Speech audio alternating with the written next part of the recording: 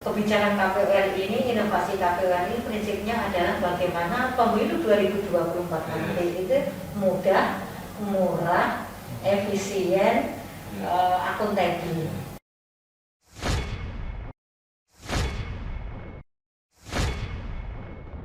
Assalamualaikum warahmatullahi wabarakatuh.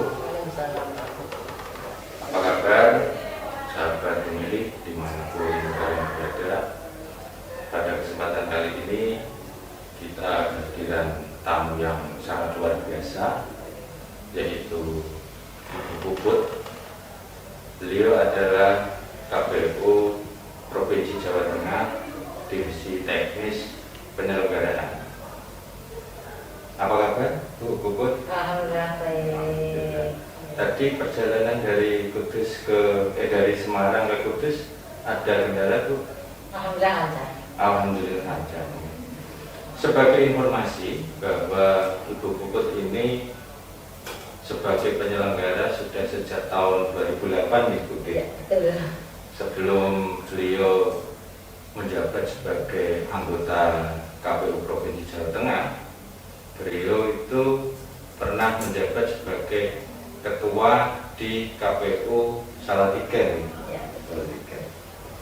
Ya, terkait dengan podcast kali ini, Bu, kita akan berbincang mengenai wacana penyederhanaan surat suara untuk pemilu 2024 nanti. Ya, omong-omong tentang surat suara, tentunya dari tahun ke tahun itu kan banyak yang menganggap bahwa selalu berubah atau cenderung berubah. Namun sebelum kita berbicara mengenai desain surat suara pemilu 2024 sebagai wawasan untuk sahabat pemilih dimanapun berada, mungkin Ibu bisa menjelaskan dulu mengenai sejarah pemilu di Indonesia itu. Oke, selamat siang sahabat pemilih di mana saja berada, utamanya di masyarakat Kudus. Salam hormat dan terima kasih ada waktu yang diberikan kepada saya untuk menyapa sahabat pemilih di masyarakat Kudus. Untuk kita ketahui bersama ya, ini utamanya para pemilih yang sudah berusia gitu. Indonesia mengadakan pemilu ini sejak tahun 1955. Ini masyarakat Indonesia waktu itu yang memenuhi syarat sudah bisa menggunakan hak pilihnya di tahun 1955, yang mana kita ini belum lahir gitu ya. Kita belum lahir, jadi kita ketahui nanti sejarah di pemilu di Indonesia itu. Nah, sekarang juga dilakukan di sekolah-sekolah terkait dengan pendidikan pemilu itu di kewarganegaraan, ya pendidikan kewarganegaraan ada sejarah pemilu ini di tahun 55. Jadi awal IDW ini Mas, sekolah pemilu di tahun 55 yang mana kita belum lahir itu sampai sekarang di terakhir di 2019 yang akan pelaksanaan nanti seterusnya di 2024. Untuk pemilu 55 itu syarat sebagai pemilih apakah sama seperti pemilu saat ini? Masih sama, masih yaitu sama. 17 tahun atau yang sudah 17 tahun ya? atau sudah pernah kawin, sama persis. Terima kasih. Jadi sahabat pemilih terkait dengan pemilu itu memang berdasarkan keterangan Bu tadi itu kan memang dilaksanakan sudah sejak tahun 55 ya. Iya. Pemilu 55 itu bagaimana di dalam masyarakat atau warga negara di dalam memberikan hak pilihnya itu dituangkan di mana, Bu? Itu ada dua ya. Di surat suara itu ada tempat khusus untuk bagaimana pemilih ini mengekspresikan atau menggunakan hak pilihnya, menulis atau mencoblos. Itu ada kolom di bawah kanan itu, pojok itu menulis atau mencoblos.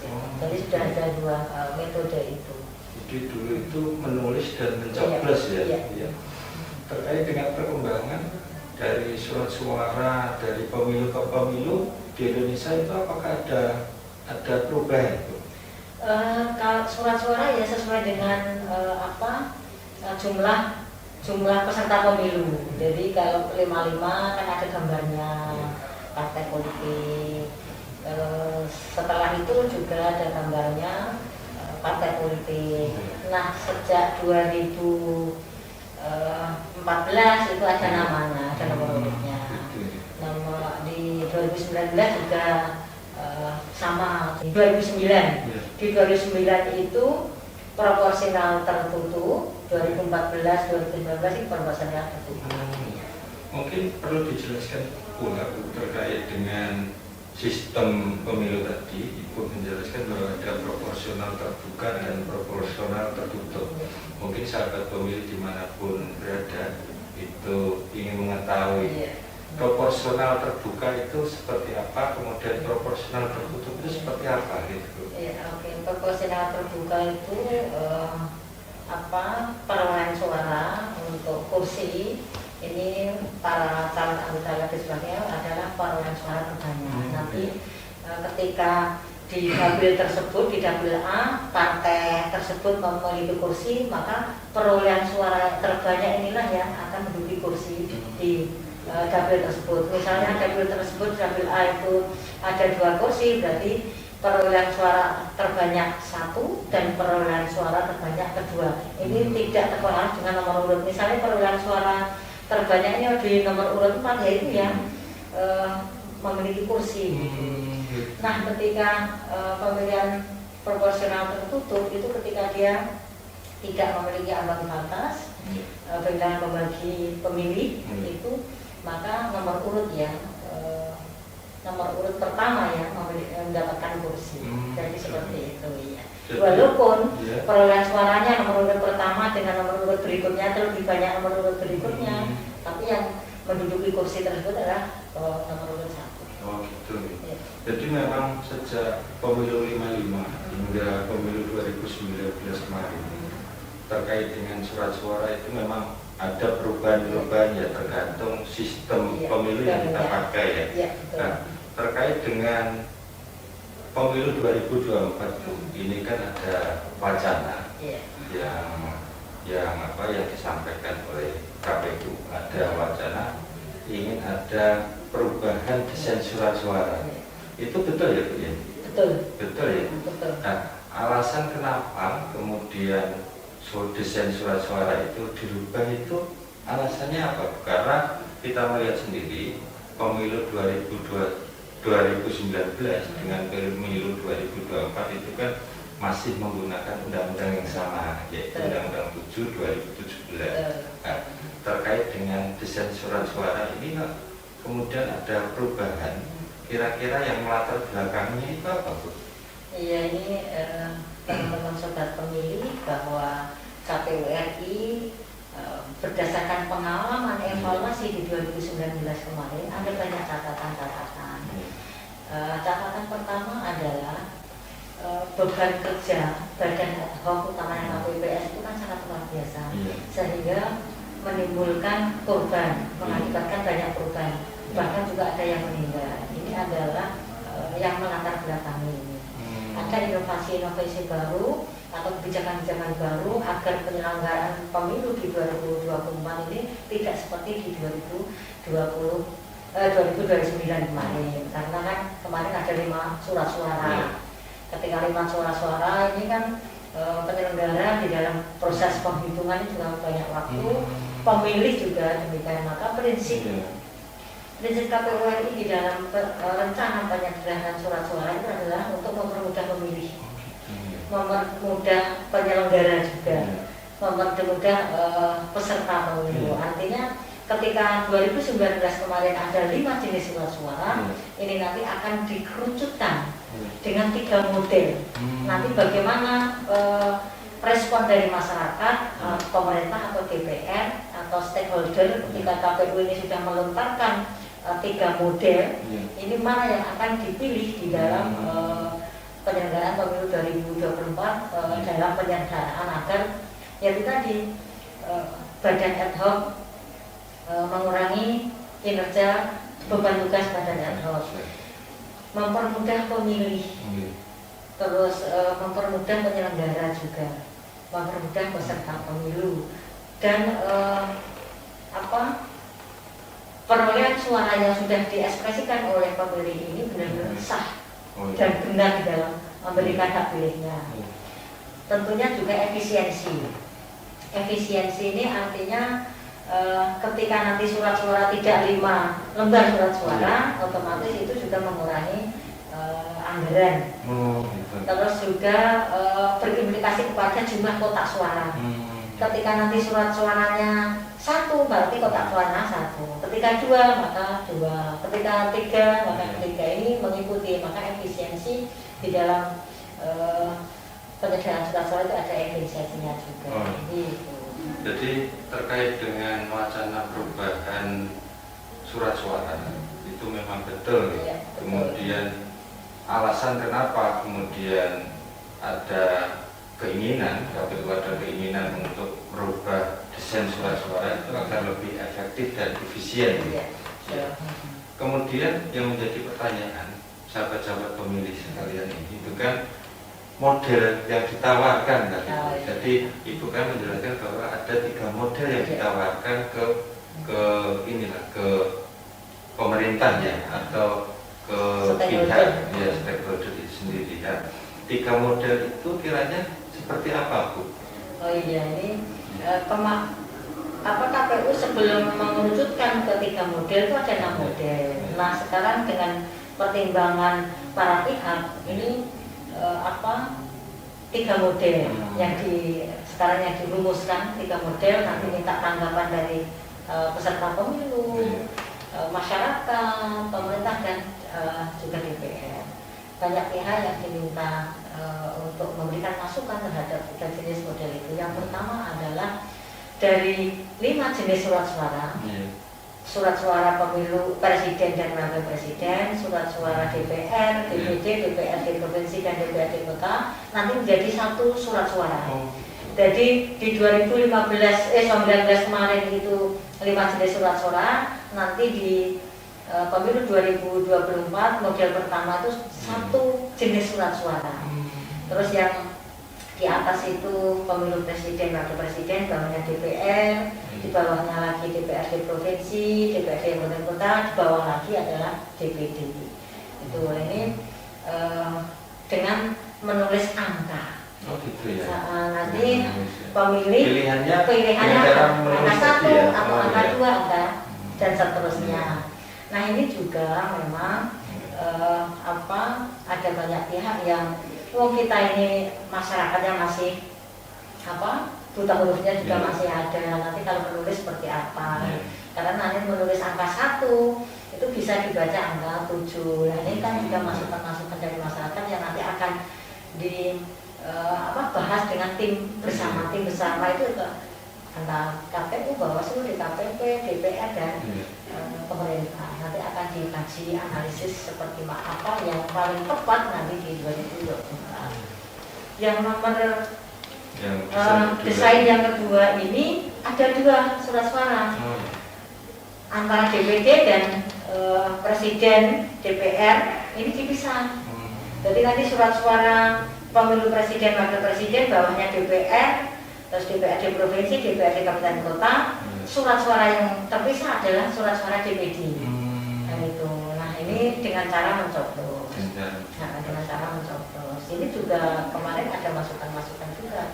Nanti alat coblosnya bagaimana? Nanti jangan sampai pemilih mencoblos itu mengenai kolom berikutnya. Nah ini kan juga dikaji nanti alat coblosnya berarti yang lebih kecil dibanding 2019 kemarin. Nah yang ketiga sama yang kedua ini, cuman caranya menggunakan hak pilih dengan mencontren bukan mencetak, mencontren seperti 2009. Ini 3 model ini memang yang paling pas itu di model yang kedua, karena mulai dengan pasal di Undang-Undang 7 tahun 2017, di Undang-Undang 353 itu kan ada partai politiknya, ada nama kandidatnya, ada nomor urutnya kan gitu. Nah yang nomor 1 dan nomor 3 ini memang yang belum terakomodir di Undang-Undang 7 2017. Nah ini akan dikaji semuanya, mana yang paling tepat dari prinsip memudahkan pemilih tadi, dari prinsip efisiensi, dari prinsip agar suara ini benar-benar sah, kan gitu. Jadi ini akan dikaji, minta KPU RI ini minta masukan sebanyak-banyaknya terhadap 3 model tersebut. Prinsipnya kan minta KPU RI ini minta masukan sebanyak-banyaknya terhadap 3 model tersebut. Prinsipnya kan kebijakan KPU RI ini, inovasi KPU RI prinsipnya adalah bagaimana pemilu 2024 nanti itu mudah, murah, efisien, akuntabel, kan gitu. Jadi ini prinsip-prinsip yang dilakukan terobosan oleh KPU. Nah terkait dan mungkin dengan sistem pemilu yang tidak sesuai dengan Undang-Undang 7 2017 nanti akan dikaji dan konsultasi tentunya pada DPR Komisi.